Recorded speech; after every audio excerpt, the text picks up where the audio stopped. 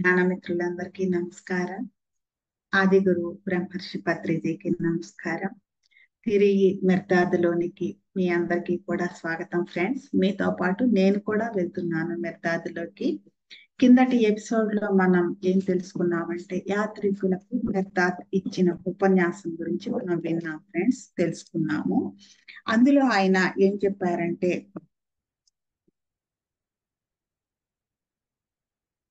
తన ఒడంబడిక నుంచి ఆర్క్ చాలా దూరంగా జరిగింది, కానీ దానిని చుక్కాని ఇప్పుడు సరిచేయబడింది. తేలికగా క్షేమంగా తన దారిలో నడవడానికి అనుగుణంగా పనికిమాలిన బరువు నుంచి అది విముక్తి పొందుతోంది. అంటే ఎవరి వాళ్ళకి ఇచ్చేయటం అనేది మొదలు పెట్టారనమాట. దానిని రిలీవ్ చేస్తున్నారు, అన్ని భారాల నుండి దానిని రిలీవ్ చేస్తున్నారు. బహుమతులన్నీ ఇచ్చిన వారికే తిరిగి ఇవ్వబడతాయి. రుణాలన్నీ మాఫీ చేయబడతాయి. ఆర్క్కి ఇచ్చేవాడు భగవంతుడొక్కటే. మనమే ఒక ఆశ్రమాన్ని ఏ విధంగా నిర్వహించాలి అనేది వరలక్ష్మి మేడంతో నార్త్ ఇండియా ట్రిప్ లో ఆయన పత్రిజీ వివరించి చెప్పడం జరిగింది ఫ్రెండ్స్. ఎట్టి పరిస్థితుల్లోనూ అన్నెసరీగా ఎవరి నుండి ఏం తీసుకున్నా కానీ అది మనకి వాటితో పాటు ఆ కర్మఫలాన్ని కూడా తీసుకొస్తుంది. దానిని అనవసరంగా మనం భరించటం అనేది అది మనకి మించిన భారం అవుతుంది ఫ్రెండ్స్, అన్నెసరీ భారం అవుతుంది. మరి వరలక్ష్మి మేడం కానీ నేను కానీ ఎవరు ఏమి ఇచ్చినా కానీ అనవసరంగా తీసుకోం ఫ్రెండ్స్. మాకు అది స్ట్రిక్ట్ కండిషన్. ఎందుకని అంటే ఎవ్వరు మాకు ఇవ్వవలసిన మా అవసరాల కోసం ఎవ్వరూ ఇవ్వవలసిన అవసరం లేదు. మాకు కావలసినవన్నీ కూడా ఆది గురువు పత్రిజీ ఏర్పాటు చేసే ఉంచారు ఫ్రెండ్స్. అవసరమైన సమయానికి అవి ఆటోమేటిక్ గా మాకు అందుతాయి, మా ప్రమేయం లేకుండానే. ఆ విశ్వాసం మాకు ఉంది కాబట్టి మేము ఎవరి నుండి కూడా ఏమీ తీసుకోం ఫ్రెండ్స్. ఎవరైనా మాకేదైనా ఇచ్చినా కానీ దానిని దేనికైనా ఒక ఫండ్ గానే మేము ఇచ్చేయడం జరుగుతుంది. దాన్ని మనిషి ఎవరికి ఆర్క్కి ఇచ్చేవాడు భగవంతుడు ఒక్కటే. ఒక ఆశ్రమం నిర్వహణలో ఏమేం కావాలో అవన్నీ ఇవ్వగలిగిన వాడు భగవంతుడు ఒక్కడే ఫ్రెండ్స్. మనిషి ఎవ్వరికి తనకైనా సరే రుణగ్రస్తుడిగా ఉండడం అన్నది భగవంతుడికి ఇష్టం ఉండదు.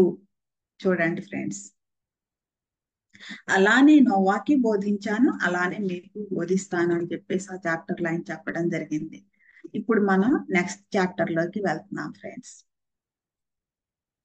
దీని టైటిల్ ఏంటంటే సత్యాన్ని అందరికీ బోధించాలా లేక కొందరికా?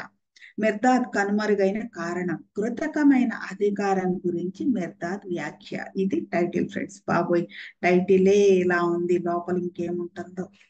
నరోండా చెప్తున్నాడు, విందు ఒక స్మృతిగా మిగిలిపోయిన చాలా కాలం తర్వాత గూడులో 7 మాస్టర్ చుట్టూ చేరారు. ఆనాటి మరువరాని సంఘటనలను పునః పరిశీలన చేస్తుంటే మాస్టర్ నిశ్శబ్దంగా ఉండిపోయాడు. ఆయన ఏం మాట్లాడట్లేదు. మాస్టర్ మాటలను ఆ రోజు ఎంతో ఆసక్తిగా విన్న జనాన్ని తలుచుకుని ఆశ్చర్యపడ్డారు కొందరు. ఇంత సైలెంట్ గా వింటారా అని చెప్పేసి. ఎందుకంటే అప్పటిదాకా అటువంటి మాటలు అనేవి ఎవరికి కూడా అలవాటు లేదు. ఏ మాత్రం అలవాటు లేని మాటల్ని ఇలా అందరూ వింటారా అని చెప్పేసి వాళ్ళు ఆశ్చర్యపోయారు. ఆర్క్ ఖజానా నుంచి ఎన్నో రుణపత్రాలను తెచ్చి అందరి ముందు వాటిని నాశనం చేసినప్పుడు, వందల కొద్ది ద్రాక్ష జాడీలను, పీపాలను, విలువైన బహుమతులను ఎన్నిటినో ఇచ్చిన వారికే తిరిగి ఇచ్చివేసినప్పుడు షమాదం మేం అనుకున్న దానికి విరుద్ధంగా ఎలాంటి వ్యతిరేకతను వ్యక్తపరచలేదు. దాన్ని అంటే ఆర్క్కి భారాన్ని దించగలిగిన వాడు వచ్చినప్పుడు ఆ భారాన్ని దించేస్తుంటే ఎవరైనా సరే ఆ శక్తి ముందు ఎవ్వరు నోరు విప్పలేరు ఫ్రెండ్స్. ఇది గుర్తుపెట్టుకోవాలి మనం. ఇది మనం ఎందుకని అంటే మనం సొసైటీలోకి వెళ్తున్నప్పుడు ధ్యానం గురించి చెప్తే ఏమవుతుంది, ధ్యానం చేయమంటే ఏమవుతుందో, పూజలు అవసరం లేదంటే ఏమవుతుందో, మాంసం మానేయండి అది క్రూరమైన పని, పరమహింస అని చెప్తే ఏమవుతుందో అని చెప్పేసి ఆలోచిస్తూ ఉంటారు ఫ్రెండ్స్. మందులు వద్దు అంటే ఇంకంతే అయిపోతాయి, అందరూ తిరగబడతారు. ఇటువంటి పరిస్థితులు మనం నోరు విప్పితే ఎటువంటి ఆపద వస్తుందో అని మనం ఆలోచించాల్సిన పని లేదు ఫ్రెండ్స్. ఎప్పుడైతే మనం మన భారాన్ని మనం దింపేసుకున్నాం, డిపెండెన్సీ ఆగిపోయింది. మనం ఎవరి నుండి ఏం తీసుకోవట్లేదు. ఒక మందులు డాక్టర్స్ తో మనకు పని లేదు. మందులు వాళ్ళ నుండి ఆ వాళ్ళ చెకప్లను మనం తీసుకోవట్లేదు. వాళ్ళు రాసే మందుల్ని మనం తీసుకోవట్లేదు. ఏది వాళ్ళ నుండి తీసుకోవట్లేదు కాబట్టి అది మనకి భారం అవ్వట్లేదు. ఒక ప్రాణాన్ని తీసి మనం ఆ మాంసాన్ని వండుకొని తినట్లేదు అంటే ఆ పాపాన్ని మనం మూట కట్టుకోవట్లేదు కాబట్టి దాని నుండి మనం రిలీవ్ అయిపోయాము. మనకు కావలసినటువంటి ఏవేవైతే అవసరాలు ఉన్నాయో అవన్నీ కూడా మన స్వయం ఆత్మశక్తితో మనం పరిష్కరించుకుంటున్నాము. దాని గురించి అని మనం ఏ విగ్రహాల మీద, ఏ దేవతా విగ్రహాల మీద, ఏ దేవుళ్ళు దేవతల మీద మనం ఆధారపడట్లేదు. ఆధారపడితే ప్రతిదీ కూడా ఈ సృష్టిలో ప్రతిదీ కూడా ఒక దానిని మనం అడిగాము అంటే ఇంకొక దాన్ని మనకి ఇవ్వాల్సి ఉంటుంది ఫ్రెండ్స్. అది రూల్ అన్నమాట. అటువంటి వాటిని అన్నిటినీ కూడా మనం రిలీవ్ అయిపోయాం. ఆ భారాలన్నింటినీ కూడా మనం దించేసుకున్నాం. మనం ఎలా అయితే దాని నుండి భారాన్ని దించేసుకుని రిలీవ్ అయి మనం తేలికగా అయ్యామో, అందరినీ అలా తేలికగా చేయడానికి సిద్ధపడినప్పుడు మన చుట్టూ కూడా దానిని ఎటువంటి అడ్డంకినైనా నిరోధించగలిగినటువంటి శక్తి నిండిపోతుంది ఫ్రెండ్స్. ఆ శక్తి ముందు ఏవి కూడా తిరగబడలేవు. నోరు విప్పి మాట్లాడి గొడవ చేసినా కూడా ఏం చేయలేవు. ఎందుకంటే ఎన్నో సందర్భాల్లో పత్రిజీ సత్యాన్ని సూటిగా చెప్పినప్పుడు ఎక్కడెక్కడో వేరే వేరే చోట్ల నుండి అంటే కొంచెం దూరం నుంచి వ్యతిరేకత అనేది వచ్చేది. వాళ్ళు మాట్లాడుతూ ఉండాలి కానీ అది అంతటితోనే ఆగిపోయేది. పత్రిసారి దాకా వచ్చేది కాదు. అది దీన్ని ఆపగలిగేది కాదు ఫ్రెండ్స్. అంతటి శక్తి దానికి ఉంటుందన్నమాట. కాబట్టి గుర్తుపెట్టుకోండి, సత్యాన్ని సూటిగా చెప్పాలి. దేని ద్వారానైతే మనకి ఈ రిలీఫ్ లభించిందో, ఈ మన బరువుల నుండి బంధాల నుండి విముక్తి లభించిందో ఆ సత్యాన్ని మనం పలకడానికి చెప్పడానికి నిరంతరం సిద్ధంగా ఉండాలి ఫ్రెండ్స్. అది మన చుట్టూ అల్లేటటువంటి శక్తి దేన్నైనా సరే నిర్వీర్యం చేస్తుంది. ఎటువంటి ఆపద అటాక్ మనకి రానివ్వదు ఫ్రెండ్స్. అదే ఈయన చెప్తున్నారు. అన్నింటినీ కూడా చేస్తున్నప్పుడు మేము అనుకున్న దానికి విరుద్ధంగా ఎలాంటి వ్యతిరేకతను ఆయన ఎంత అడ్డం పడతాడో, ఎంత గొడవ చేస్తాడో అనుకున్నారు. కానీ ఆయన అవేమీ చేయలేదు. అతడు కదలకుండా నోట మాట రాక విపరీతంగా ఏడుస్తూ జరుగుతున్న వాటిని చూశాడు. నోటి నుంచి మాట రాలేదు. ఏదేదో కళ్ళ ముందు జరిగిపోతుంది. ఆటోమేటిక్ తన ప్రమేయం లేకుండానే అంతా జరిగిపోతుంది. దాన్ని ఆపగలిగిన శక్తి ఆయనకి లేక ఏం మాట్లాడలేక నోటి నుండి మాట కూడా రాక ఆయన ఏడుస్తూ ఉండిపోయాడు. జరుగుతున్న వాటిని చూస్తూ ఉండిపోయాడు. విచిత్రమైన అర్థం కాని అతడి ప్రవర్తన గురించి కొందరు వ్యాఖ్యానించారు. మరి రకరకాల మనుషులు రకరకాల ఇంట్రెస్ట్లు ఉంటాయి కదండి.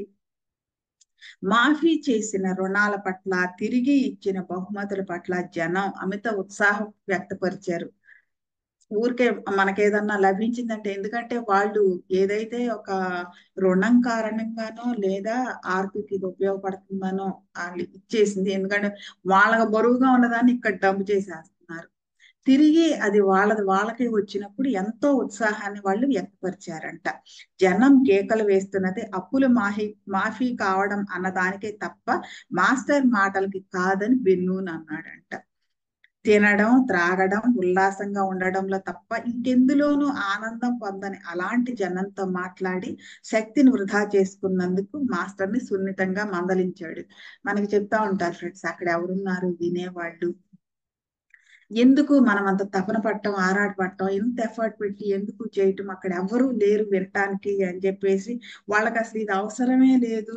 వాళ్ళ ఆనందం వేరు. వాళ్ళు ఆ ఆ విషయానందం వస్తు ప్రామాణిక సూత్రంలో వాళ్ళు బ్రతుకుతున్నారు. కాబట్టి ఇవన్నీ వాళ్ళు తీసుకోరని చెప్పేసి చెప్తా ఉంటారు ఫ్రెండ్స్. ఎన్నో సజెషన్స్ అటువంటివి మేము విన్నాం. అలాగే ఈ బెన్నూన్ మాస్టర్ ని కూడా సున్నితంగా మందలించాడు ఆయన. భేదం లేకుండా అందరికీ సత్యాన్ని బోధించరాదని, కొద్ది మందికే దాన్ని బోధించాలని చెప్పాడు. మాస్టర్తో చెప్పాడు. అప్పుడు మాస్టర్ చెప్పాడు. అప్పుడు ఆయన నోరు విప్పాడు. అప్పటిదాకా ఆయన మాట్లాడలేదు. గాలిలో నువ్వు వదిలిన ఊపిరి ఏదో ఒక గుండెలోకి తప్పకుండా చేరుతుంది. గుర్తుపెట్టుకోండి ఫ్రెండ్స్. మనం చేసే ప్రయత్నం, ప్రతి ఒక్క ఆత్మ అవేర్ గా ఉండాలని చెప్పేసి, స్పృహలోకి ఎరుకలోకి రావాలని మనం చేస్తున్నటువంటి ఈ ప్రయత్నం, ప్రతి ఒక్క ఆత్మ ఎరుకలోకి వస్తేనే ఎవరికి వాళ్ళు ఇండిపెండెంట్ గా జీవిస్తారు, ఆత్మ స్వేచ్ఛతో జీవిస్తారు అనేది ఎక్కడికి పోదు ఫ్రెండ్స్. గాలిలో నువ్వు వదిలిన ఊపిరి ఏదో ఒక గుండెల్లోకి తప్పక చేరుతుంది ఫ్రెండ్స్. మనకి పత్రిసారి శ్వాస మీద ధ్యాస ప్రక్రియనిచ్చారు. ఏనాడో బుద్ధుడు చెప్పింది ఆనాపానసతి. మరి ఈనాడు వచ్చి పత్రిసారి వచ్చి ఎంతమందికి ఎంత విస్తృతంగా విశ్వవ్యాప్తంగా దాన్ని ప్రచారం చేశారు, అందరితోనూ చేయిస్తున్నారు. మనం పీల్చేటప్పుడు పీల్చే గాలి శ్వాస లోపలికి వెళ్తుంది. ఈ ముక్కులో నుండి పైకి వెళ్ళి ఈ పిరమిడ్ నుండి అనంత విశ్వంతో కనెక్ట్ అయ్యి మన సమాచారాన్ని తీసుకొస్తుంది. దీని ద్వారా తిరిగి ప్రపంచంలోకి రిలీజ్ చేసినటువంటి ఈ ఊపిరి, ఊపిరి అన్నారు ఫ్రెండ్స్, ఇక్కడ గాలి అనలేదు, ఊపిరి అన్నారు. ఊపిరి అంటే అది ఈ లోపల ఏదైతే తీసుకొస్తుందో మొత్తం సమాచారంతో శక్తితో కూడుకున్నటువంటిది, మన సంకల్పంతో కూడుకున్నటువంటిది అన్నమాట. ఇది ఏదో ఒక గుండెల్లోకి తప్పక చేరుతుంది అని చెప్తున్నారు ఈయన. ఒకసారి గోదావరి పుష్కరాలకి ముందు 41 days వశిష్ఠ గౌతమిలో సెషన్స్ అయినాయి ఫ్రెండ్స్. అప్పుడు వరలక్ష్మి మేడం చెప్పారు ఒక రోజు మెడిటేషన్ లో, ఈ చుట్టూ ఉన్నటువంటి చెట్ల మీద, గాలిలోను, కొండల మీద మొత్తం కూడా యుగ యుగాలుగా శిథిలాత్మలు అనేవి వేళ్లాడుతా ఉన్నాయి. మన పూర్వీకులు గొప్ప వాళ్ళు ఎంతో గొప్పగా చెప్పుకుంటాం, కానీ వాళ్ళు ఎందుకు పనికి రాకుండా శిథిలమైపోయి అక్కడ వేళ్లాడుతూ ఉన్నారని చెప్పారు. వాళ్ళు ఎలా ఇక్కడ నుండి రిలీవ్ అవుతారంటే, ఈ పుష్కరాల సమయంలో మనం చేసే ధ్యానం ద్వారా, మనం పీల్చుకునే శ్వాస ద్వారా మన లోపలికి వెళ్ళి ఆ కాంతిని అందుకుని వదిలే శ్వాస ద్వారా వచ్చి వారి వారి లోకానికి చేరుకుంటారు అని చెప్పేసి చెప్పారు. ఎంత ఈజీ మెథడ్ ఫ్రెండ్స్. ఒక్కళ్ళు ఆ సమయంలో ధ్యానం చేస్తే వాళ్ళకి సంబంధించినటువంటి ఆ పూర్వీకులు ఎవరెవరైతే ఉన్నారో వాళ్ళందరూ కూడా వారి వారి లోకాలకు చేరుకుంటారు ఫ్రెండ్స్. ఇది అప్పుడు చెప్పారు. ఇది ఇక్కడ ఈయన చెప్పింది, గాలిలో నువ్వు వదిలిన ఊపిరి ఏదో ఒక గుండెలోకి తప్పక చేరుతుంది అనే దాని వెనక ఇంత ఉంటుంది ఫ్రెండ్స్. అది ఎవరియదా అని అడగవద్దు. నీ ఊపిరి స్వచ్ఛంగా ఉండేలా మాత్రం చూడు. అది ఎవరికి చేరుతుందో అని, ఎవరికి చేరుతుంది అని అడగొద్దు. తెలీదు, ఎవరికి చేరుతుందో తెలియదు. ఎవరు తీసుకోగలిగితే వారికి చేరుతుంది. కానీ నీ ఊపిరి స్వచ్ఛంగా ఉండేలా మాత్రం చూసుకో అని చెప్తున్నారు. పత్రిసారి ఎప్పుడు చెప్పేవాళ్ళు స్టేజ్ మీద, ఈ ప్రపంచం నా గురించి ఏమనుకుంటుంది అనేది నాకు అనవసరం, నేను చేసే పనిలో నాకు క్లారిటీ ఉందా లేదా అనేది మాత్రమే నేను చూస్తాను, స్పష్టత ఉందా లేదా అనేది మాత్రమే నేను చూస్తాను, నేను చూసే పనిలో స్వచ్ఛంగా ఉందా లేదా అనేదే నేను చూస్తానని ఆయన చెప్పటం జరిగింది. నీ మాట ఏదో ఒక్క చెవిలో చొరబడుతుంది, అది ఎవరి చెవి అని మాత్రం ఎప్పుడూ అడగొద్దు. స్వేచ్ఛను తీసుకుని వెళ్ళే నిజమైన వార్తాహరుడిగా మాత్రం నీ మాట ఉండేలా చూడు అని చెప్తున్నారు. స్వేచ్ఛను తీసుకుని వెళ్ళే నిజమైన వార్తాహరుడిగా మాత్రం నీ మాట ఉండేలా చూడు. ఒకప్పుడు పత్రిసారి చుట్టూ నలుగురు కూడా లేరు ఫ్రెండ్స్, కానీ 40 సంవత్సరాల ఆయన నిర్విరామ కృషి తర్వాత ఎన్ని కోట్ల మంది వచ్చారు ఆయన మాట వినగలిగిన వాళ్ళు. చూడండి ఫ్రెండ్స్, అన్ని చెవుల్లోకి ఆ ఒకే ఒక్క మాట చేరుతుంది ఫ్రెండ్స్. ఎందుకనంటే అది స్వేచ్ఛను తీసుకొస్తుంది కాబట్టి, మనల్ని అన్నిటి నుండి రిలీజ్ చేస్తుంది కాబట్టి. నిశ్శబ్దంగా ఉండే నీ ఆలోచన ఏదో ఒక నాలుకని మాట్లాడడానికి తప్పక ప్రేరేపిస్తుంది. ఇవాళ మనం మాట్లాడలేకపోవచ్చు ప్రతి చోటకి, ఎందుకనంటే ప్రపంచంలో అనేక భాషలు ఉన్నాయి ఫ్రెండ్స్. ఇండియాలోనే ఉన్నాయి బోల్డ్ అని భాషలు. ఒకే స్టేట్ లో ఎన్ని రకాల, ఒకే తెలుగు ఎన్ని ప్రాసల్లో ఉంటుందో, ఎన్ని యాసల్లో ఉంటుందో తెలియదు. ఒక యాస ఇంకొక యాసకు అర్థం కాదు అసలు. మరి ఇన్ని రకాలుగా ఉండే భాషల్లో, అన్ని రకాల భాషల్లో నేను మాట్లాడలేకపోవచ్చు, కానీ నా ఆలోచన ఏదైతే ఉందో అది నిశ్శబ్దంగా ఉండే నీ ఆలోచన ఏదో ఒక నాలుకని, ఆ భాష నాకు రాదు, నాకు తెలియదు, కానీ ఆ భాష తెలిసిన వాళ్ళ నాలుకని ప్రేరేపిస్తుందంట ఫ్రెండ్స్. తప్పక ప్రేరేపిస్తుంది. అది ఎవరి నాలుక అని ఎప్పుడూ అడగవద్దు. ఆ ఆలోచన ప్రేమపూరిత అవగాహనతో వెలిగేలా మాత్రం చూడు అని చెప్తున్నారు. ఎన్ని అద్భుతమైన సూచనలు ఫ్రెండ్స్ ఈయన ఇస్తుంది. ఏ ప్రయత్నము వృధా అయిందని అనుకోవద్దు. సంవత్సరాల తరబడి భూమిలో ఉన్న కొన్ని విత్తనాలు మొదటి అనుకూల ఋతువు రాగానే ప్రాణం పోసుకుంటాయి. ఒక వెదురు గింజని మీరు నాటారంటే ఫ్రెండ్స్, అది 6 నెలల పాటు బయటికి రాదంట. ఏ మాత్రం అది అసలు ఇంక అయిపోయింది, ఇంక ఇది మొలవదు అని అనుకుని తెలియక అట్లా వదిలేసిన విత్తనాలు కూడా 6 నెలల నుంచి 6 సంవత్సరాల వరకు పడుతుందంట ఫ్రెండ్స్. అది ఆ సమయం తీసుకున్న తర్వాత అది ఒక్కసారిగా మొలకెత్తడం మొదలుపెట్టి 6 నెలల కాలంలో అది 6 అడుగులు ఎత్తుకు జారుతుందంట ఫ్రెండ్స్. అంత ఫాస్ట్ గా పెరుగుతుందంట అది. ఇలా ఎక్కువ సమయం మొలకెత్తడానికి తీసుకునే విత్తనాలన్నీ కూడా మొలకెత్తడం మొదలు పెట్టంగానే ఫాస్ట్ గా ఎదిగిపోతాయి ఫ్రెండ్స్. అవి వెయిట్ చేస్తాయి అన్నమాట. సంవత్సరాల తరబడి భూమిలో ఉన్న విత్తనాలు మొదటి అనుకూల ఋతువు వచ్చే వరకు, పెరగడానికి అనుకూలమైనటువంటి ఋతువు వచ్చే వరకు ప్రాణం పోసుకుంటాయి. అప్పుడు ప్రాణం పోసుకుంటాయి. అప్పటి వరకు కూడా ప్రాణం పోసుకో ఫ్రెండ్స్. అలా ఉంటాయి. మీకు ఒక ఎగ్జాంపుల్ ఇది వరకు నేను చెప్పాను. గరుత్మంతుడి తల్లి 2 గుడ్లు పెడితే 500 సంవత్సరాలైనా కానీ అందులో నుండి పిల్ల బయటికి రావట్లేదు, ఏమైంది గుడ్లో అని చెప్పేసి తను తొందరపడి 500 సంవత్సరాల తర్వాత దాన్ని పగల కొడితే అందులో నుండి ఒక బేబీ బయటకు వచ్చింది. కానీ ఆ బేబీకి లోయర్ పార్ట్ తయారవ్వలేదు. అతనే అంశుమాలి. అప్పుడు ఆ తల్లి ఎంతో ఏడ్చింది, నేను ఎంత తొందరపడ్డాను, ఇంకా తయారవ్వకుండానే గుడ్డుని నేను పగలగొట్టేశాను, బిడ్డ శాంతం తయారవ్వలేదు అని చెప్పేసి ఆమె సూర్యుడిని ప్రార్థిస్తే సూర్యుడు తన రథసారథిగా అంశుమాలిని తీసుకున్నాడు ఫ్రెండ్స్. అప్పుడు ఆమెకి జ్ఞానోదయమై ఆమె ఏం చేసిందంటే రెండో గుడ్డుని అది తనంత తనిగా పిల్ల బయటకు వచ్చే వరకు కూడా వెయిట్ చేసింది. ఇంకొక 500 సంవత్సరాలు గడిచిన తర్వాత 1000 సంవత్సరాలు పట్టింది తన గుడ్డుని పెట్టిన తర్వాత. 1000 సంవత్సరాల తర్వాత ఆ పెంకు పగలగొట్టుకుని దాని నుండి బేబీ బయటకు వస్తే అదే గరుత్మంతుడి ఫ్రెండ్స్. సంపూర్ణంగా తయారై బయటకు వచ్చాడు అనమాట. విత్తనాలు కూడా అలానే ఫ్రెండ్స్. మనం ఎలా నాటంగానే అలా బయటికి రావు. అలా బయటికి వచ్చినాయి అంటే అవి అనుకూలమైన వాతావరణం కోసం ఎదురు చూడలేదు, గబగబా వచ్చేసినాయి, గబగబా తట్టుకోలేక పోతాయి అన్నమాట. అది అందరిలోనూ అన్నింటిలోనూ సత్యం యొక్క విత్తనం ఉంది. మీ పని సత్యాన్ని విత్తడం కాదు ఫ్రెండ్స్. మనం ఏదో జ్ఞానబోధ చేసేయాలనుకుంటాం, అది కాదు.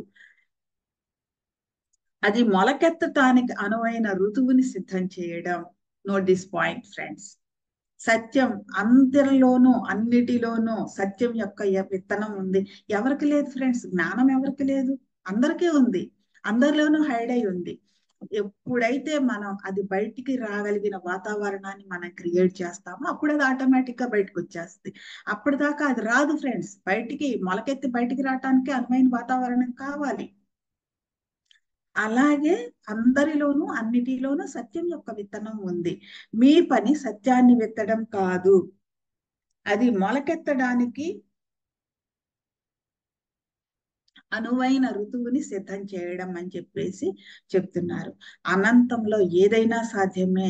పత్రిసారి ఎప్పుడు చెప్తారు, ఇది ఆధ్యాత్మికత, తొందర పనికి రాదు, యు హ్యావ్ టు వెయిట్ అని చెప్పేసి పత్రిసారి ఎప్పుడు చెప్తారు. అనంతంలో ఏదైనా సాధ్యమే. కాబట్టి ఒకరి స్వేచ్ఛ గురించి నిరాశ చెందవద్దు. విముక్తి సందేశాలను అందరికీ ఒకే నమ్మకంతో, ఆసక్తితో, ఆశించే వారికి ఆశించని వారికి ఒకే విధంగా బోధించండి. పత్రిసారి బోధనలో ఎప్పుడైనా తేడా ఉంటుందా? ఉండదు కదా ఫ్రెండ్స్. ఆశింపని వారు ఆశిస్తారు. ఇప్పుడు రెక్కలు లేని పక్షి ఒకరోజు ఎండలో తన ముక్కుతో తన రెక్కలను సవరించుకుంటుంది. తన రెక్కలతో ఆకాశాన్ని చీల్చి అందుకోలేని ఎత్తులను అందుకుంటుంది. అప్పుడు మనం ఆపగలమా ఫ్రెండ్స్? ఆపలేం కదా.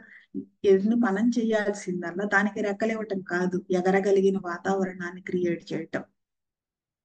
మిక్ మాస్టర్ అడుగుతున్నాడు, డే ఆఫ్ ద వైన్ ముందు సాయంత్రం మాస్టర్ మాయం కనిపించకపోవడం వెనుక ఉన్న రహస్యాన్ని తరిచి తరిచి అడిగినా ఈ రోజు వరకు మాస్టర్ చెప్పకపోవడం నన్ను బాధిస్తోంది. అతడి విశ్వాసానికి మేము పాత్రులం కాదా? ఆయన ఎక్కడికి వెళ్ళారు? ఎందుకు వెళ్ళారు, ఏం జరిగింది అనేది ఇంతవరకు ఆయన మాట్లాడలేదు, చెప్పలేదు ఎవరితోనూ కూడా. మేము తగమా దానికి, తగిన వారం కాదా, ఆయన అంతటి విశ్వాసానికి మేము పాత్రులం కాదా అని చెప్పేసి ఆయనకి బాధ వేసిందంట మెగాస్టార్కి. మిర్దార్ చెప్పారు, నా ప్రేమకి ఎవరు పాత్రులో వారు నా విశ్వాసానికి పాత్రులే. విశ్వాసం ప్రేమ కన్నా గొప్పదా మెగాస్టార్? అపరిమితంగా నా హృదయాన్ని నీకు ఇవ్వడం లేదా అని చెప్పారు ఆయన. అసహ్యకరమైన ఆ పరిస్థితి సంఘటన గురించి నేను మాట్లాడకపోవడానికి కారణం, పశ్చాత్తాపపడడానికి కావలసిన సమయాన్ని నేను సమాధంకి ఇవ్వాలని అనుకోవడమే. ఎందుకు దాని గురించి నేను మాట్లాడలేదు అంటే, కొన్ని కొన్ని విషయాల్లో సార్ సైలెంట్ గా ఉంటారు ఫ్రెండ్స్, ఎవరితో ఏం మాట్లాడరు.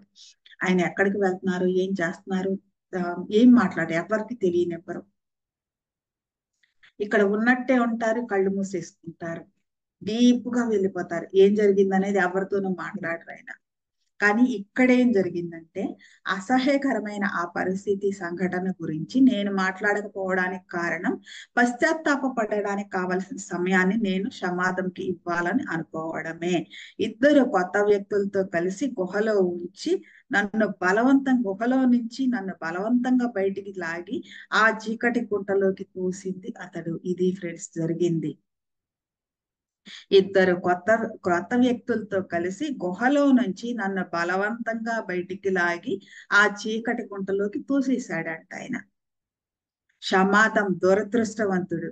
అగాధం కూడా మిర్దాద్ని మెత్తడి చేతులతో ఆహ్వానిస్తుందని, శిఖరాగ్రం చేరుకోవడానికి మంత్ర విద్యతో నిచ్చెనలు సమకూరుస్తుందని సమాధం కలగలేదు. మిర్దాద్ యొక్క శక్తి ఏంటో, అతను నమ్మిన సత్యమే, అతని ఆచరించినటువంటి ధర్మమే అతనికి ఏ ఆపద కలగనివ్వదు అని చెప్పేసి మిర్దాద్ నమ్మలేదు ఫ్రెండ్స్. ఆయనకు తెలియక ఇద్దరిని తీసుకొచ్చి ఆయన దాంట్లోకి లోయలోకి తోసేశాడు. తోసేస్తే ఇక్కడ తెలియంది ఏంటంటే, ఈయనేం చెప్తున్నారంటే, సమాధం దురదృష్టవంతుడు.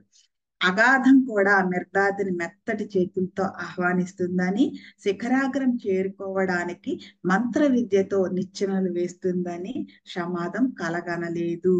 తెలియదు అతనికి.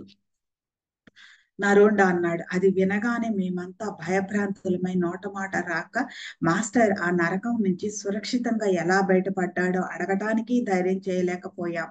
కొంతసేపు అందరం నిశ్శబ్దంగా ఉండిపోయాం. హింబాల్ అడుగుతున్నాడు, సమాధంను మాస్టర్ ప్రేమిస్తున్నప్పుడు మాస్టర్ని సమాధం ఎందుకు బాధిస్తున్నాడు? నువ్వు అందరినీ ప్రేమిస్తున్నావు కదా, అలాగే అందరూ నిన్ను ప్రేమించాలి కదా, మరి ఎందుకు అతను ఇట్లా చేసినట్టు పత్రిసారిని కూడా ఈ క్వశ్చన్ అడిగారు ఫ్రెండ్స్. సమాధం బాధించేది నన్ను కాదు, అతడు తనని తానే బాధించుకుంటున్నాడు. ఇదే సమాధానం పత్రిసారి కూడా చెప్పేవాడు ఫ్రెండ్స్. నన్ను ఎవరు బాధ పెట్టలేరు, నన్ను ఎవరు వ్యతిరేకించలేరు, వాళ్ళని వాళ్ళే వ్యతిరేకించుకుంటున్నారు, వాళ్ళని వాళ్ళే బాధించుకుంటున్నారు అని చెప్పేవాళ్ళు. గ్రుడ్డి వారికి అధికారం లాంటిది ఇవ్వండి, వారు చూడగలిగే వారి అందరి కళ్ళు పెగిలించేస్తారు. గ్రుడ్డి వారిని చూడగలిగేలా చేయాలని కష్టపడుతున్న వారి కళ్ళు కూడా పెకిలించేస్తారు. ఓ బానిసను ఒకరోజు అతడి ఇష్టం వచ్చినట్లు ఉండనివ్వండి, ప్రపంచాన్ని బానిస ప్రపంచంగా మారుస్తాడు. అతడి స్వేచ్ఛ కోసం సదా ప్రయత్నించే వారినే ముందు కొట్టి సంకెళ్ళేస్తాడంట. వాళ్ళ ఆ ఆ భావనలో ఉంటారు ఫ్రెండ్స్ వాళ్ళు. ప్రపంచంలోని అధికారం అది పుట్టిన ఉత్పత్తి అయిన స్థానం ఏదైనప్పటికీ అది భౌతికమైనది. అందుకే అది ముళ్లతో కటుక్కుమనిపిస్తుంది, కత్తి జడిపిస్తుంది. తన కపట హృదయంలోకి చూసే ధైర్యం ఎవరికీ లేకుండా చేయడానికి వైభవోపేత ప్రదర్శనలతో జిగేల్మనే ఆడంబరాలతో స్వారీ చేస్తుంది. తుపాకులతో బల్యాలతో అల్లాడే సింహాసనాన్ని అధిష్ఠిస్తుంది. ఆసక్తి గలవారు హేయమైన తన దారిద్ర్యాన్ని రాకుండా ఉండడానికి బడాయితో నిండిన ఆత్మని భయం కలిగించే తాయెత్తులతో, ఇంద్రజాల గుర్తులతో అలంకరిస్తుంది. ఆత్మని భయం కలిగించే ఆసక్తి గలవారు, ఇక్కడ ఏమన్నారంటే ఇదేం చేస్తుందంటే, తన కపట హృదయంలోకి చూసే ధైర్యం ఎవరికి లేకుండా చేయడానికి అది ఏం చేస్తుందంటే, వైభవోపేత ప్రదర్శనలతో, జిగేల్మనే ఆడంబరాలతో స్వారీ చేస్తుంటది అట్టహాసంగా. తుపాకులతో బల్యాలతో అల్లాడే సింహాసనాన్ని అధిరోహిస్తుంది. ఆసక్తి గలవారు హేయమైన తన దారిద్ర్యాన్ని రాకుండా ఉండటానికి బడాయితో నిండిన ఆత్మని భయం కలిగించే తాయెత్తులతో ఇంద్రజాల గుర్తులతో అలంకరిస్తుంది. వారి ఆత్మ ఎలా ఉంటుందంటే బడాయితనంతో నిండి ఉంటుంది, లేనిపోని గొప్పలు చెప్పుకుంటా ఉంటారు, అలా నిండి ఉంటుందంట. అలా నింపుతారంట వాళ్ళు.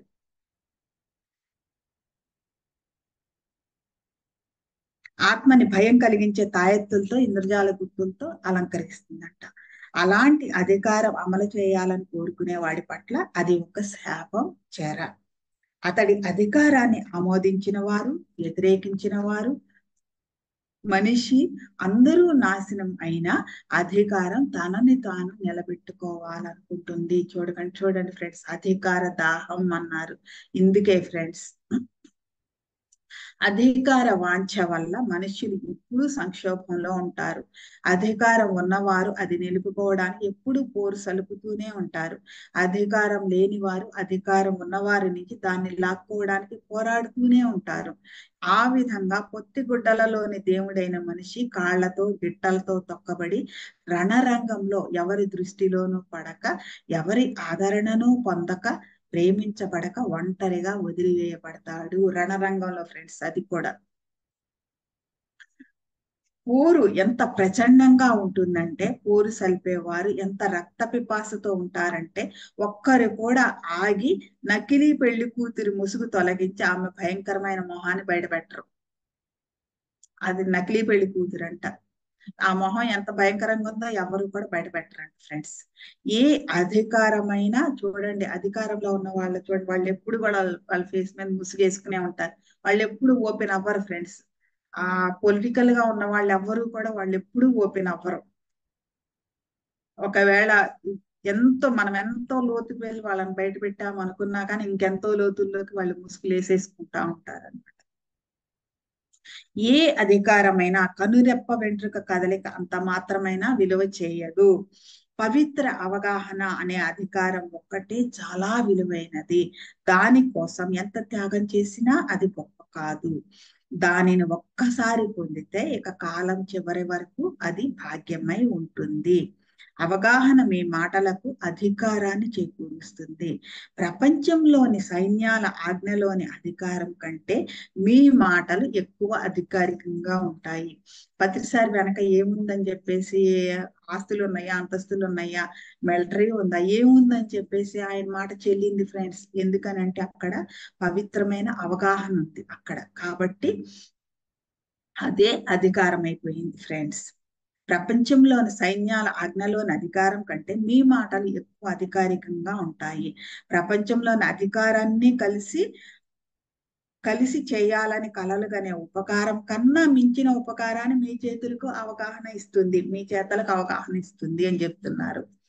అవగాహన అన్నది దాని యొక్క స్వయం కవచం. ప్రేమే దాని శక్తిగల ఆయుధం. అది శిక్షించదు, నిరంకుశంగా పాలించదు. మనుష్యుల ఎండిపోయిన గుండెల మీద అది మంచులా కురుస్తుంది. దానిని స్వీకరించిన వారిని, తిరస్కరించిన వారిని ఒకే విధంగా ఆశీర్వదిస్తుంది అవగాహన. దానిని స్వీకరించిన వారిని, తిరస్కరించిన వారిని ఒకే విధంగా ఆశీర్వదిస్తుంది. తన శక్తిలో తనకి నమ్మకం ఉండడంతో బయటి శక్తుల ఆశ్రయం కోరదు అని చెప్తున్నారు. తన గాంభీర్యాన్ని మనుషులకు చాటడానికి భయం అనే ఆయుధాన్ని ఉపయోగించదు. ప్రతిసారి ఎప్పుడు భయపడరు ఫ్రెండ్స్. ఏ సమయంలోనూ, ఏ సందర్భంలోనూ, ఎటువంటి సిచ్యుయేషన్ అయినా సరే ఆయన భయపడటం అనేది ఎవరు చూడలేదు అనంత విశ్వంలో. ఎందుకంటే దానికి భయం అనేది లేనే లేదు. పత్రిసారికి భయం అనేది లేనే లేదు. ప్రపంచానికి అవగాహన చాలా చాలా తక్కువ. కృతకమైన అధికారపు ముసుగులో తన లోటును దాచుకోవాలని చూస్తోంది. ఎంత దౌర్భాగ్యం ఫ్రెండ్స్. అసలు అవగాహనతో నింపాల్సింది కావాల్సింది పోయింది, అధికారంతో నింపాలని ట్రై చేస్తున్నారు. కృతకమైన అధికారం, కృతకమైన శక్తితో రక్షణ కోసం దాడి చేయడం కోసం సంబంధాలను ఏర్పరచుకుంటుంది. సంబంధాలు అనేవి ఎందుకు ఏర్పరచుకుంటుంది అనేది ఇక్కడ ఇచ్చారు ఫ్రెండ్స్ పాయింట్. కృతకమైన అధికారం అనేది కృతకమైన శక్తితో రక్షణ కోసం దాడి చేయడం కోసం మాత్రమే సంబంధాలను ఏర్పరచుకుంటుందంట ఫ్రెండ్స్. అవి రెండు భయానికి అధికారం ఇస్తాయి. భయానికి అధికారం ఇస్తాయి ఫ్రెండ్స్, వివేకానికి కాదు. వివేకానికి విచక్షణకి ఎటువంటి అధికారం అవసరం లేదు. భయం రెండిటిని నాశనం చేస్తుంది. తమ బలహీనతలను కాపాడుకోవడం కోసం బలహీనులందరూ ఏకమై కలవటం లేదా? వాళ్ళంతా ఒక పార్టీ అవ్వట్లేదా ఫ్రెండ్స్?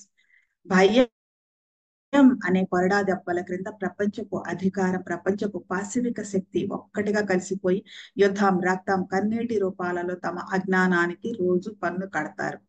రోజు పన్ను కడతారు. అజ్ఞానం అంటే ఈ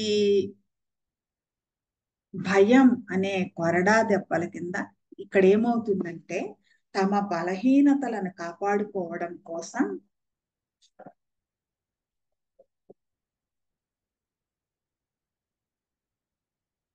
తమ బలహీనతలను కాపాడుకోవటం కోసం బలహీనులందరూ ఏకమై కలవడం లేదా అని అన్నారు. వాళ్ళంతా అక్కడంతా కలిసి ఏం చేస్తున్నారంటే భయం అనే కొరడా దెబ్బల క్రింద ప్రపంచపు అధికారం, ప్రపంచపు పాశవిక శక్తి ఒక్కటిగా కలిసిపోయి యుద్ధం, రక్తం, కన్నీటి రూపాల్లో తమ అజ్ఞానానికి రోజు పన్ను కడుతున్నారండి వాళ్ళు. ఈ రూపంలో యుద్ధం, రక్తం, కన్నీటి రూపాలలో ట్యాక్స్ కడుతున్నారు. అజ్ఞానం అందరినీ చూసి అవి నవ్వి బాగా చేశారు అంటుందండి. మరి అజ్ఞానం కదా బాగా చేశారు అంటుందంట. అదే జ్ఞానం అయితే ఏమంటుంది? అది కాదు నాయన చేయాల్సిందని చెప్పేసి సరైన దారి చూపిస్తుంది. అక్కడ ఉంది అజ్ఞానం కాబట్టి నవ్వి బాగా చేసావంటుంది. మిర్దాదిని అగాధం పాలు చేసినప్పుడు బాగా చేశావు అని షమాదంతో అన్నాడు. మరి మిర్దాద్తో అనలేడు కదా. అగాధంలోకి నన్ను త్రోయడంలో తన్ను తానే దానిలోకి త్రోసుకున్నాడని షమాదం తెలుసుకోలేదు. ఎవరికైనా మనం మోసం చేశామని, అన్యాయం చేసి మనకు కావాల్సింది ఆ సంపాదించుకున్నామని తెలివిగా మనం బిహేవ్ చేసామని చెప్పేసి ఆనందపడతా ఉంటాం ఫ్రెండ్స్. కానీ అక్కడ మోసం చేసింది వాళ్ళని కాదు ఫ్రెండ్స్, మనల్ని మనమే మోసం చేసుకున్నాము. మనల్ని మనమే ఊబిలోకి తోసేసుకుంటున్నాం ఫ్రెండ్స్. అక్కడ అగాధం ఒక మిర్దాదును తన వశంలో ఉంచుకోలేదు. కానీ ఇక ఒక షమాదం జారుతున్న ఆ చీకటి గోడలను ఎక్కడానికి ఎంతో కాలం కష్టపడాలి. మరి జారిపోయాడు ఫ్రెండ్స్, అగాధంలోకి జారిపోయాడు. అక్కడి నుండి రావాలి అంటే చీకటి గోడలు ఎక్కాలి, తనంత తనుగా బయటికి రావాలి. తనంత తనుగానే జారాడు కాబట్టి తనంత తనుగానే బయటికి రావాలి. ఎంతో కాలం కష్టపడితే గాని ఆయన బయటికి రాలేడండి ఫ్రెండ్స్. ప్రపంచపు అధికారం ఒక నగ లాంటిది. అవగాహనలో ఇంకా పసిపాపలైన వారు దానితో ఆనందపడనివ్వండి. కానీ మీరు ఎవరిపైన మీ అభిప్రాయాలను రుద్దకండి. No complaints, no no comments, no complaints, no judgements అనేది పత్రి సార్ మొట్టమొదటి పాలసీ ఫ్రెండ్స్. బలవంతంగా రుద్దింది మరొకరి బలవంతంతో సులభంగా పోతుంది అని చెప్తున్నారు. ఇతరుల జీవితాల మీద అధికారానికి ప్రయత్నించకండి. వారి వస్తువుల పైన కూడా అధికారం చెలాయించకండి. ఎందుకంటే మనుష్యులు వారి జీవితాలతో ఎంతగా బంధింపబడి ఉన్నారో వారి వస్తువులతో కూడా అంతగానే బంధింపబడి ఉన్నారు.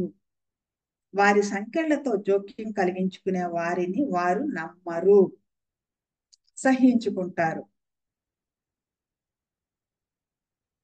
ఇది లేకపోతే నేను ఈ శరీరాన్ని అనుకున్నారు అనుకోండి ఫ్రెండ్స్. ఒకప్పుడు ఆటో రేటింగ్ లో ఒక మెసేజ్ వచ్చింది, ఏది మనిషికి ఏది సంఖ్యల అని అడిగితే అసలైన మొట్టమొదటి సంఖ్యలు అంటే అతిపెద్ద సంఖ్యల ఏది అని చెప్పేసి నేను అడిగితే వాళ్ళు చెప్పారు, నేను ఈ శరీరాన్ని అనే ఊహే మనిషికి అతిపెద్ద సంఖ్యల అని చెప్పారు ఫ్రెండ్స్.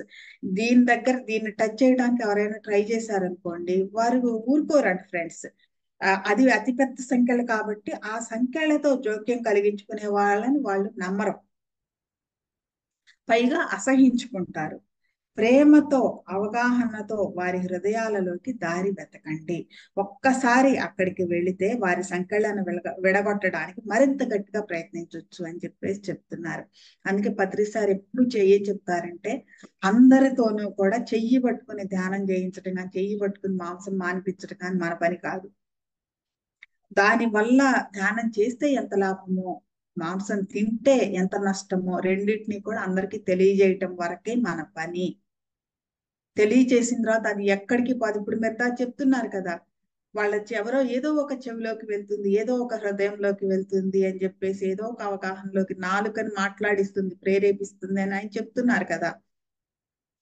ఏదో ఒక రోజు అది ఆ ఆ ఎదకి చేరుతుంది ఫ్రెండ్స్.